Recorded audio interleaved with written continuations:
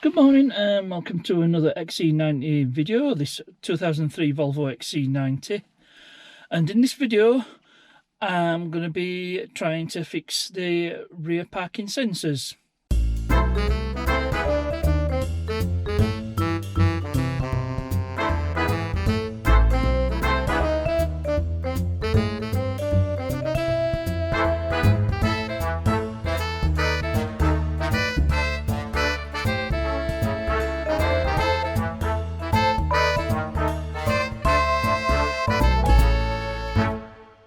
So one of the messages that's come up on the display, I'll just come to it, there we go, park assist service required. So I actually need to turn this on and just turn the volume down on the radio so I don't get copyright from the music. Now when I put it into reverse, it should come up on the display as park assist active, and now behind there I do actually have a wheelie bin behind the parking sensors and nothing's coming up, so we've confirmed the fault on that one. And also this is some scan data. If you look at one of the issues, backup warning, sensor 2 faulty signal. But before we get into diagnosing this, it's time for sticker section.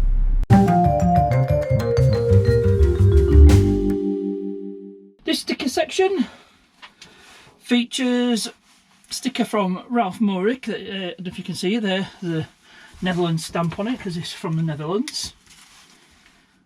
So what I'll do, open the envelope. I don't want to reveal my name and address. Won't bother using the knife, so I'll just get this opened up.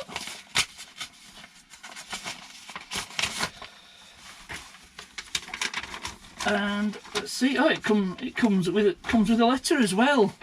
It says, "Hey Parknest, thank you for being a YouTube friend and supporter to my channel. It has been a long time coming, but finally here are 2 of my stickers, version 1 and 2. Cheers and see you around on YouTube, Ralph Morik." And there we go, there's his, because he did a small batch and then he got some more done which were slightly bigger. I think one's, not sure what difference is exactly, but they don't look all that different. So I'm sure I'll find room on the tool chest lid for them somewhere, so I'll just move you to a better position and then we'll get one of these stickers up.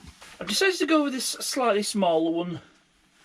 Now, as to where I put it, let's have a look. I just move this magnetic pickup tool somewhere. I'm starting to run out of room here, so I might end up having to put them on front of my tool chest, but we'll cross that bridge if we ever get to it. So let's have a look. Let's run out of I think I'll put it right at the bottom next to Upton Classics. So that's executive decision made. So just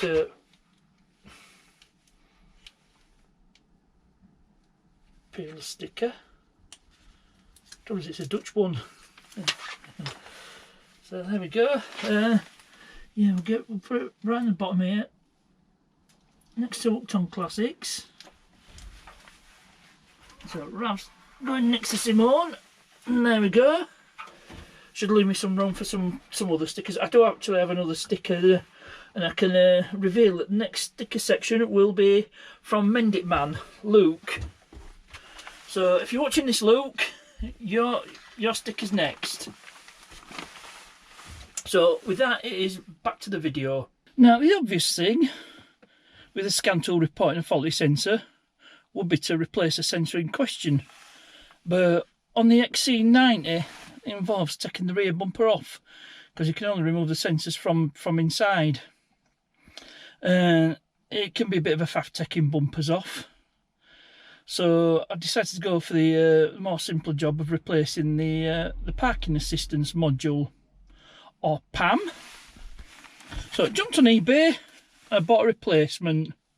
There's also another reason for it, and what I'll do is I'll I'll take you around the back of the vehicle where this is located, and I'll show you my other reason for changing this first. So I need to move the wheelie bin out of the way. Just put that in for testing the parking modules. So to get to the parking sensor, it's located behind this panel, and to get to it I need to remove this cover. Just unhook these, and out that comes really easy. Lift this piece of trim off, and then you grab all this tab, lift it up, pull it out, move it down, and out it comes. And the parking module is located under behind the trim. Right, and there you can see there's the parking module, there's PAM, and that's where it's located. Now, I was going to say that what the other reason was for replacing this module. I did have a look at this at some point, and it had actually dropped down. It was hanging down there. It was about in that position. And when I first looked at it, there was actually some crusties, some green crusties, presumably corrosion from water, because it had fallen down, water got into it. So I did try cleaning the contacts, spraying some contact clean and give it just brush all the worst of it off, but it doesn't seem to have made any difference.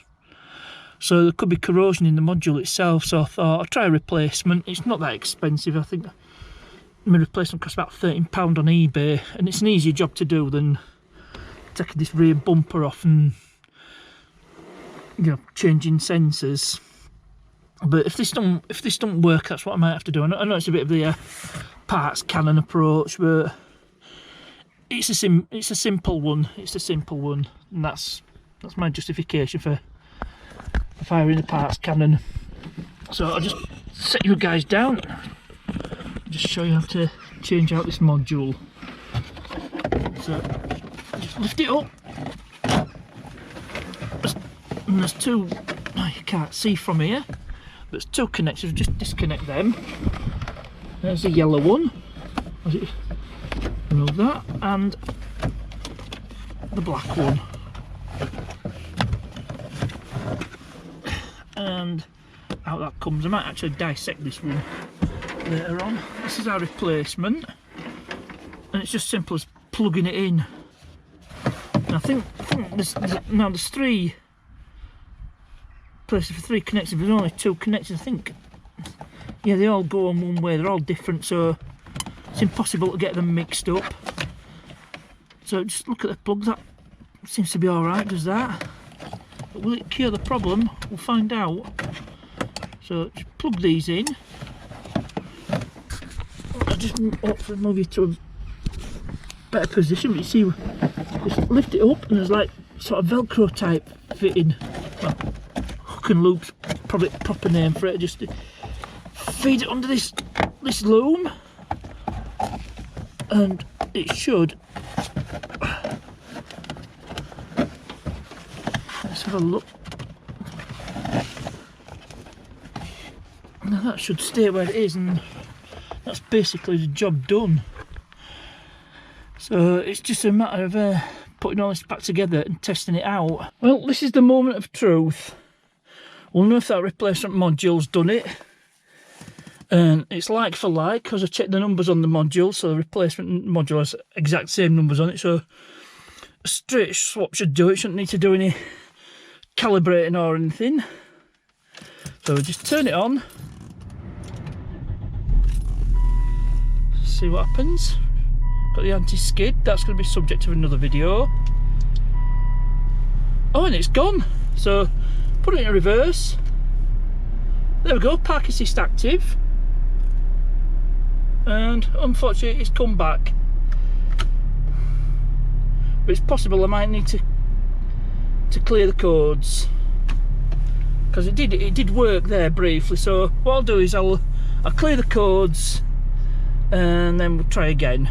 So unfortunately that didn't work. The code keeps on coming back. Although when I first did it, you did see see it disappear, and you saw the message on the display, and that's what should happen if it's working. So a bit of a fail, this one. It's a chance I took, and it didn't come off. So I'm going to be doing. I'm going to have to face the inevitable and replace those rear sensors, which means the rear bumper's going to have to come off to do that, and that'll be the subject of another video. So I hope you enjoyed this one. As ever, thanks for watching, and I'll see you.